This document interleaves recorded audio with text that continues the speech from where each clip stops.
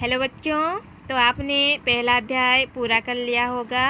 इसका प्रश्न उत्तर हो चुका है आपका। ठीक है, तो आगे का जो दूसरा अध्याय है ये एक कहानी है, चतुर कौन। तो इसमें कुछ शब्द हैं, उन शब्दों को पहले पढ़ लेते हैं, फिर विषय को पढ़ेंगे। अर्दली का अर्थ है सेवक या नौकर। बदबू दुर्गंध। बेमौत असमय मौत। गत मतलब दशा दुर्दशा। तारीफ प्रशंसा। मति अक्ल बुद्धि। बयार हवा। तो चलिए विषय को पढ़ते हैं, क्या है इसमें। विषय का नाम है चतुर कौन। तो इस कहानी में बोली के महत्व पर बल दिया गया है। हमें सच बोलना चाहिए, लेकिन कड़वा सच नहीं जो किसी को बुरा लगे। हमें कभी झूठ नहीं बोलना चाहिए। एक बार अपनी हाजिर जवाबी के कारण ही लोमड़ी सिंह की नाराजगी का शिकार होने से बच गई थी। आओ पढ़ें कैसे। तो ये जंगली जानवरों पर आधारित एक कहानी है। तो इस कहानी का मूल उद्देश्य यही है कि हमें सच बोलना चाहिए, लेकिन ऐसा कड़वा सच भी नहीं बोलना चाहिए जिससे कि दूसरों को बुरा लगे, किसी के मन को ठेस पहुँचे। ऐसी बात हमें नहीं बोलना चाहिए, ठीक है। लेकिन हमेशा हमें सच कहना चाहिए। तो देखिए कहानी पढ़ते हैं। एक जंगल था, उसमें सियार, लोमड़ी, भेड़िया और सिंह चारों एक साथ रहते थे। जंगल का राजा अपने साथियों के साथ बड़े आराम से रहता था। सियार, लोमड़ी और भेड़िया भी खुश थे। सिंह राजा था, लोमड़ी मंत्री थी, भेड़िया सेनापति था और सियार अर्दली मतलब नौकर। एक दिन की बात है, सिंह ने मुंह खोलकर जम्हाई ली। पास ही भेड़िया बैठा था। उसने कहा, सरकार, आपके मुंह से बदबू आती है।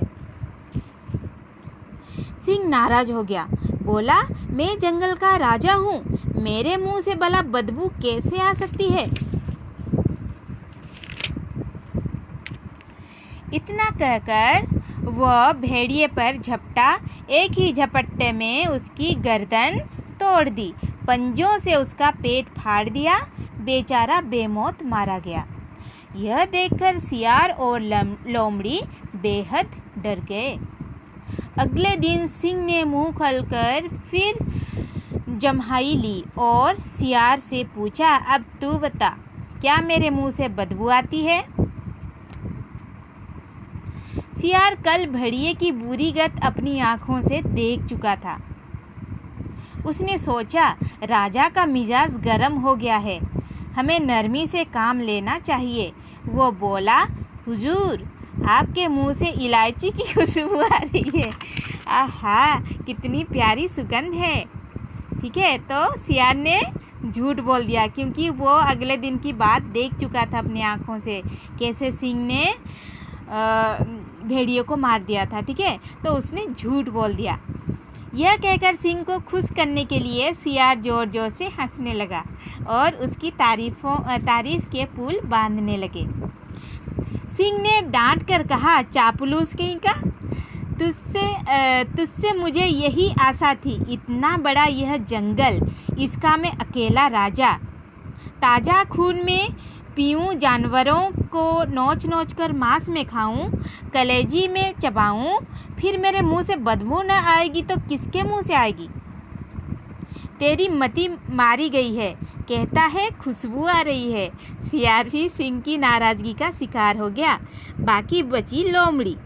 अगले दिन जब उससे भी सिंह ने यही सवाल पूछा तो वो बोली, सरकार, मुझे जुकाम हो गया है, बदबू खुशबू का कुछ पता ही नहीं चलता। सिंह उसकी ओर देखता रह गया। कहा भी गया है, जैसी बहे बयार पीठ तब तैसी कीजिए। तो ठीक है, देखा आपने तो कैसे लोमड़ी अपनी बुद्धि के वजह से वो बच गई ना। तो आपने समझ लिया होगा। ठीक है, तो कड़वी सच सुनकर सब कोई खुश नहीं होते हैं, वो नाराज़ हो जाते हैं। जैसे कि सिंह जो जंगल का राजा था, वो जानता था उसके मुंह से बदबू आ रही है, लेकिन वो उसे सुनना नहीं चाहता था, ठीक है, इसलिए उसने अपने सेवकों को मार डाला। लेकिन दोनों ही मारे गए, भेड़िया और कौन, भेड़िया मारा गया था और सियार, ये दोनों ही सिंह के गुस्से का शिकार हो गए, ठीक है। लेकिन जब लोमड़ी की बारी आई तो उसने चालाकी दिखाई और उसने शेर से कहा कि उसको जुकाम हो गया है और इस वजह से वो कुछ भी खुशबू या बदबू कुछ भी उसे पता नहीं चल रहा है और इस तरह से वो बच गई, ठीक है। तो उसने क्या किया कि अपनी जैसे ही उसने सिंह के मतलब तेवर देखे उस हिसाब से अपना उत्तर दिया उसने, ठीक है। तो इसीलिए कहा गया है कि जैसी बहे बयार पीठ तब के तैसी कीजिए, मतलब हवा जैसे बहे उसी तरह से अपना पीठ दिखाइए, मतलब हवा के साथ हमें भी चलना चाहिए, जिस तरह से आपको मतलब आपको नुकसान ना पहुँचे उसी तरह से उसी दिशा में आपको जाना चाहिए, ठीक है। तो इससे हम क्या सीखते हैं बच्चों कि हमें सच बोलना चाहिए, लेकिन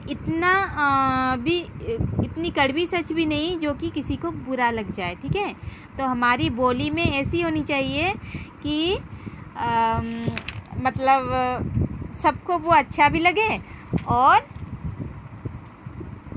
और हम किसी के सामने खुद बुरा भी ना बने, ठीक है। तो ये आप पढ़िए, बार बार पढ़िए, तो आगे वीडियो में हम इसका प्रश्न उत्तर करेंगे, ठीक है। और जितने भी शब्द हैं इनको आप उसके अर्थ समझ लीजिए। ओके बच्चों, बाय, टेक केयर।